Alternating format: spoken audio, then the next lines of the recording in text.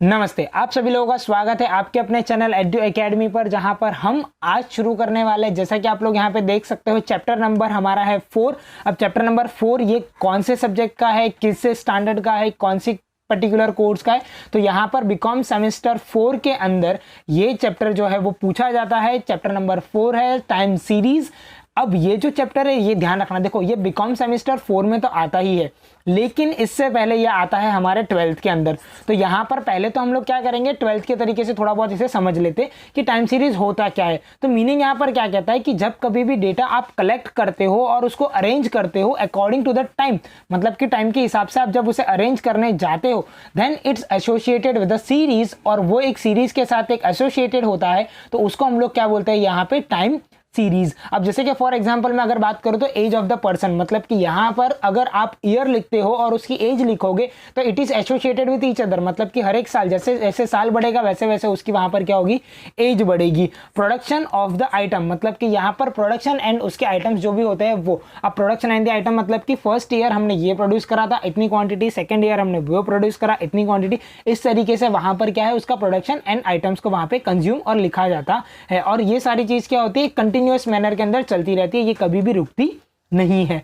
Next अगर मैं definition की बात करता हूं यहाँ पे, तो डेफिनेशन कुछ इस तरीके से यहाँ पर बताई गई है कि डेफिनेशन के अंदर लिखा हुआ है कि अकॉर्डिंग टू कैनी। अब यहाँ पर कैनी के अकॉर्डिंग, कैनी एंड कीपिंग के अकॉर्डिंग क्या कहते हैं वो लोग कि a set of data dependent on the time is called the time series. एकदम इजी सी डेफिनेशन है कि जब कोई भी सेट ऑफ डेटा अगर टाइम के ऊपर डिपेंड करता है तो उसको हम लोग यहाँ पर क्या बोलेंगे, टाइम सीरीज। अब यहाँ पर टाइम सीरीज को सॉल्व करने के लिए बहुत सारे डिफरेंट मेथड्स होती है। अब डिफरेंट मेथड्स के अंदर सबसे पहली मेथड्स कौन सी है हमारी, ग्राफिकल मेथड्स हो सकती है, यहाँ पर method of least square method यहाँ पर हो सकती है, और third and the most important method, मतलब कि ये हर बार हर जगह पूछी ही जाती है।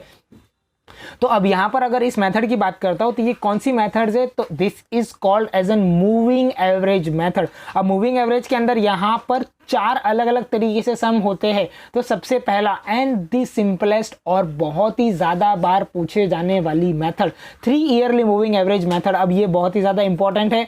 4 ईयरली मेथड भी बहुत ज्यादा इंपॉर्टेंट है। 5 और 7 जो है वो इतना ज्यादा कभी पूछा जाता नहीं है, इसके इतने ज्यादा सम्स भी नहीं होते हैं। तो 3 और 4 ये बहुत ही ज्यादा इंपॉर्टेंट मेथड है। अब नेक्स्ट जो मेथड है, method to determine the seasonal variation होता है और सीजनल इंडाइसिस होता है। मतलब कि इस तरीके से यहाँ पर डिफरेंट मेथड जो है वो क्या है यहाँ पर बताई गई है।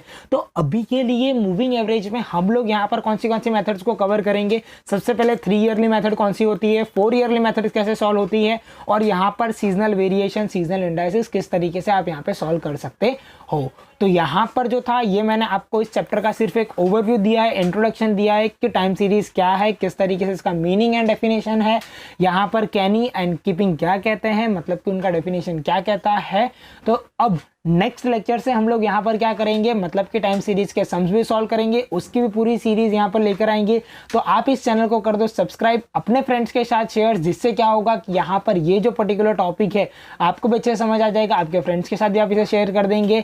Thank you so much.